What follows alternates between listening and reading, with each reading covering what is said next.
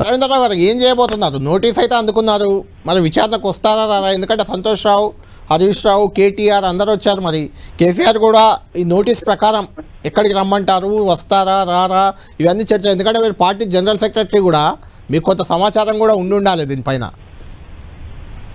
అందరికీ నమస్కారం. కల్కల్ గారు, రచనారెడ్డి గారు మాట్లాడింది విన్నా, నేను అద్దంకి దయాకర్ గారు మాట్లాడింది విన్నా. ఇక అద్దంకి దయాకర్ గారికి మధ్యలో చాలా విచిత్రంగా మాట్లాడుతున్నారు. కేసీఆర్ గారికి నోటీస్ ఇచ్చారు కదా, ఏం చేయండి నోటీస్ ఇస్తారా?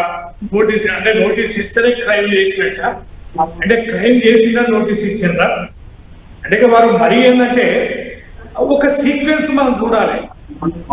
పొలిటికల్ ఏజెండా తప్ప నేరం చేసిందని కానీ, నేరాన్ని దొరకబెట్టడం కానీ 2 సంవత్సరాల నుంచి మనం గమనిస్తున్నాం. వాళ్ళు వేస్తున్న సిట్లను కానీ, కేసులను కానీ, విచారణ తీర్పు కానీ కరెక్ట్ గా ఏదో ఎన్నికల సమయం లేదా వాళ్ళ స్కామ్ బయటపడ్డప్పుడు ఎజెండాని రాజకీయ ఎజెండాలో భాగస్వామ్యం చేస్తారు.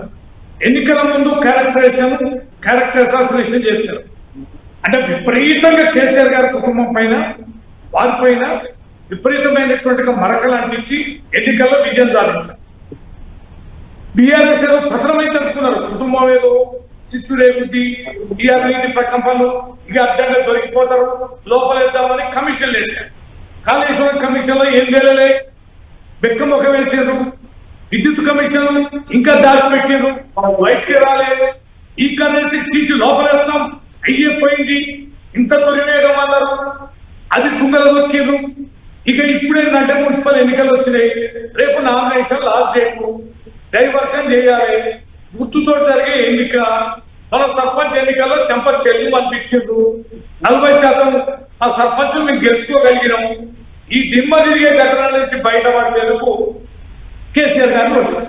ఇప్పుడు మా దగ్గర అంటున్నాడు, కేసీఆర్ గారిని నోటీసు ఉత్తనే ఉత్తరా ఏం చేయండి, కేసీఆర్ గారికి నోటీస్ ఇచ్చింది అనేది నోటీసు నేరం చేసిందనా, నేరస్తులకి ఇచ్చే నోటీసా, హరీష్ రావు గారికి ఇచ్చిందా, కేటీఆర్ గారికి ఇచ్చిందా?